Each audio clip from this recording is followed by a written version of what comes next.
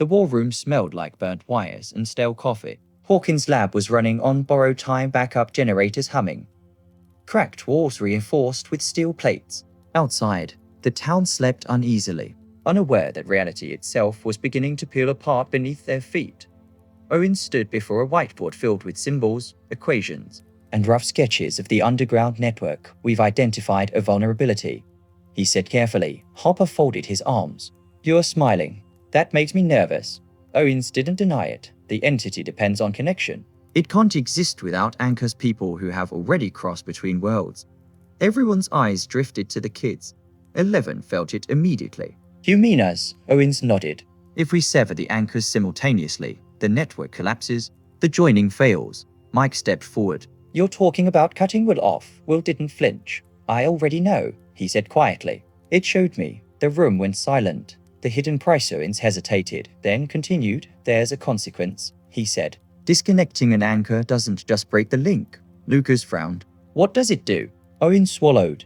It erases the imprint left behind. Dustin blinked. English, DOC. Owens looked at Will. It removes every trace of the upside down from the host, including the memories. Mike's face drained of color. You mean? Will nodded slowly. I wouldn't remember any of this. 11's chest tightened. The lab. The monsters. You, Will said, looking at Mike. Maybe not even Hawkins the way it is now, Max whispered. That's not disconnecting. That's losing yourself. Owens shook his head. It's the only way to stop the entity from using him as a gateway. Hopper slammed his fist on the table. There's got to be another way. But Owens met his gaze. We've run every scenario. 11's secret later that night. 11 stood alone in the sensory deprivation room, the rebuilt Hank glowing softly. She slipped into the water, closing her eyes. She wasn't looking for the entity. She was looking for the truth. Her mind stretched outward, beyond Hawkins, beyond the upside down into the space between realities. And she found something. A memory not her own, children screaming underground decades ago, scientists panicking, the ancient force stirring not because it was hungry, but because it was lonely. 11's breath caught. It's not evil, she whispered. The voice answered her, not hostile this time. We were separated. We were broken. You are proof that reconnection is possible. 11 clenched her fists. You don't get to rewrite our world. Every world ends, the voice replied. We offer eternity. She ripped herself out of the vision, gasping the decision back in the medical wing. Will sat awake, staring at the ceiling. Mike sat beside him. Eyes red. I don't care, Mike said.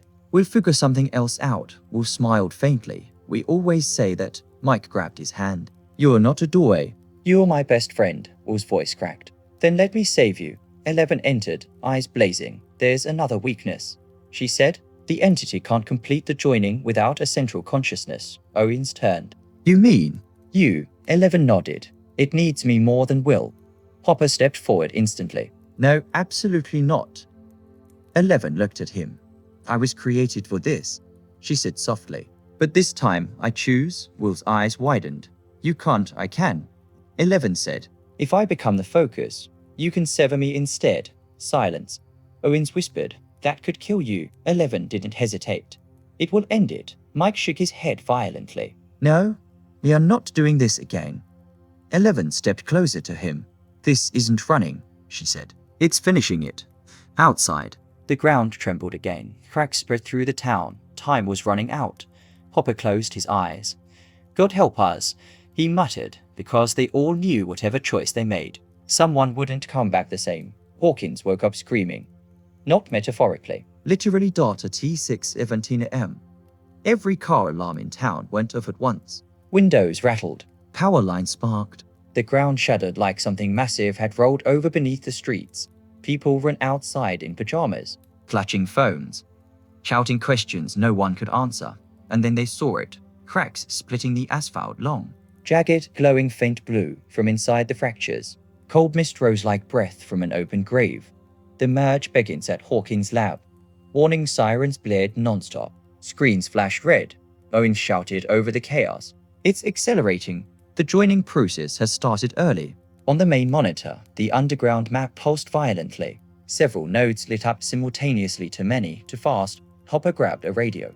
Emergency units, pull civilians away from the fault line. This is not a drill. But it was already too late. Across town, buildings began to shift. A grocery store flickered, then half of it vanished, replaced by a rotting upside-down version. Shoppers screamed as walls transformed mid-step. Shelves bled rust. Lights burst. A school hallway stretched unnaturally long, lockers duplicating, numbers repeating endlessly. Reality was folding. The kids witnessed the impossible. Group stood on the lab's rooftop, staring at their town being rewritten. Dustin whispered, "Okay, so this officially be the Star God." Max gripped Lucas's arm. "This is what Will saw, isn't it?" Will nodded, tears streaming down his face. "It's stitching worlds together," he said. "But it's doing it wrong." Mike turned to 11. "El, can you stop it?" 11 tried to reach out with her power and screamed. She dropped to her knees. "It's blocking me," she gasped. "Like it learned how I think," the voice echoed again in her head. "Closer now. You taught us resistance. We adapted." Hawkins is no longer hidden. Military helicopters thundered overhead. News vans arrived. Cameras rolled. "This is Channel 7 News. An unprecedented geological event is unfolding in Hawkins, Indiana." Owen stared at the broadcast in horror. "No," he whispered. "If this goes global." Hopper finished the thought. "Panic, war, governments tearing each other apart, trying to control it." The entity wasn't just threatening Hawkins. It was exposing the truth. A door opened suddenly. Will stiffened. "It's focusing somewhere," he said. "Somewhere important." The map zoomed automatically. The old Creel house. Everyone froze. "That's where Henry heard it first," 11 said. Owens nodded slowly. "It's the original resonance point." The ground beneath the house collapsed inward. A massive rift opened larger than any gate before. Inside it, the Upside Down and Hawkins overlapped perfectly, and something stepped forward. Not Vecna. Not a monster. A shape made of shifting silhouettes, faces layered over faces, voices whispering over voices. Human outlines flickered inside it, like memories trapped in motion. Dustin choked. "The thing looks like people," were whispered, "because it learned us." The entity spoke not through sound, but through thought. "We are ready." The choice return zones turned to 11. Pale. "This is the core.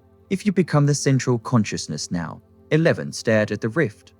"I won't survive," she said. Hopper stepped closer, voice breaking. "You don't get to decide that alone." 11 looked at him, really looked. "You taught me how to be brave," she said. "Now let me be." Mike shook his head, crying. "There has to be another way." Will stepped forward. "There is," he said. Everyone turned. "It doesn't just need 11. Will continued. "It needs balance." "What does that mean?" Lucas asked. Will swallowed. "It needs someone to stay behind." Silence. 11 realized the truth at the same moment Hopper did. "No," she said sharply. "No." Will smiled sadly. "I was always part of it," he said. "This is how it ends." The sky cracked with thunder. The rift widened, and Hawkins began to fall inward.